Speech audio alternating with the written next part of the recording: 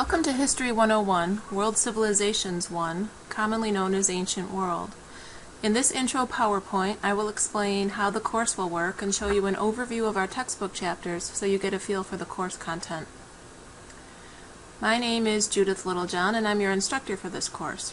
I work at GCC full-time by day as the online learning coordinator, and I teach as an adjunct, online and on campus, outside of my day job. I typically teach modern world, so this course will be a fun change. I have master's degrees in world history and U.S. history, and I am the historian for the town and village of Elba, which makes me a public historian too. Outside of work, I like to camp, hike, ski when I get the chance, travel, read, do things on computers. I love technology and tech history, and in this course we'll see some of the earliest technologies ever developed and see their impact. History 101 meets the SUNY general education requirement for other world civilizations. Why do we say other worlds? Because this course is not Western focused. We are looking at the development of societies and history in an inclusive way to learn how cultures developed and changed over time in order to try to understand and appreciate the historical influences that shape our world today. We're meeting in B205 in Batavia, a classroom that has tables and chairs instead of rows of desks. This is because this will be an active classroom, and that means you must come to class prepared to participate. Your preparation each week will involve reading the textbook chapter and watching the videos that go along with it. There will be videos that I make similar to this one, plus some supplemental content-related videos so that you can hear other voices and see other points of view. We will be watching John Green videos too. I like the way he explains concepts in a way that makes history relatable. Since you'll be coming to class prepared, we will be able to do other activities. You will not have to sit in a room for hours listening to me drone on about history.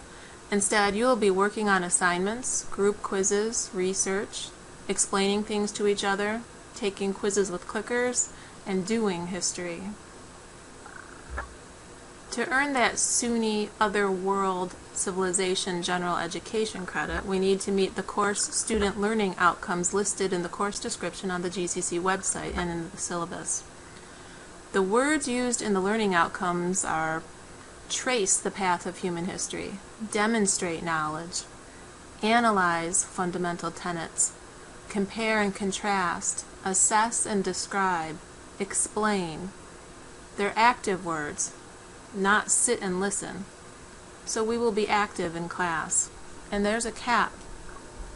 Every video needs a cap. Sometimes you will need to work on papers or projects outside of class, at home or in the library, in order to complete your final research paper or other projects. Here's the course breakdown. We meet for 15 weeks, and we have 15 chapters to cover, so you'll be reading a chapter a week. You will be graded each week in the classroom on how much you participate in class discussions and your participation in class activities. This does not mean you have to stand in front of the room and talk out loud to everyone each week. Much of this will be done with a partner, or in a small group, or on a team. Also, twice in the semester you will have to share an online finding, what I call History Now. That can be a video, article, website, song, poem, movie, commercial, something that relates to the chapter we are working on that week. There are also 3 assessments throughout the semester. These will be exams or projects. We'll plan these together in the classroom. And in addition, there is a mandated, assessed research paper that you will write on a non-Western topic.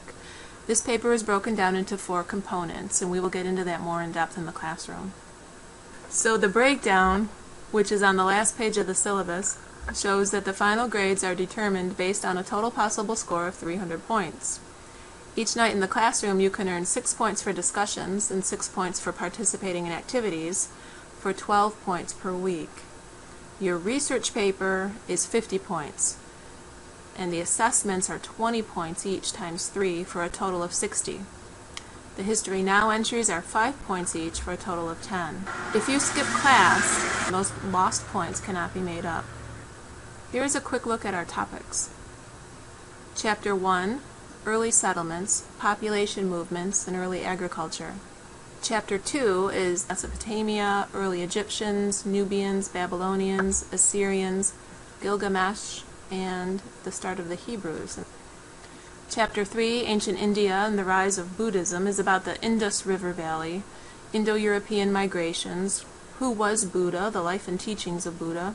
In Chapter 4, we have the beginnings of Chinese civilization, early agriculture, early writing, the Shang dynasty, Zhou dynasty, Qing dynasty, and the Han Empire. Chapter 5 is Mesoamerica, the Olmecs, the Maya, the Mayan calendar, people of the Andes, also the Polynesians, Easter Island, and New Zealand. Chapter 6, we have Herodotus, Zoroastrianism, the Persians, Cyrus, Darius, also the Phoenicians, ancient Greeks, the city-states, wars, culture, politics, Socrates, Aristotle, and Alexander the Great. In Chapter 7, we've got our Romans, Remus, Romulus, Pompeii, the spread of religions, Christianity, and all the change that brought about. In Chapter 8, we'll go back to Asia to look at Buddhism, Hinduism, changes in India, China, kingdoms in Korea, and early Japan. Chapter 9 looks at the Islamic empires in Western Asia and Africa.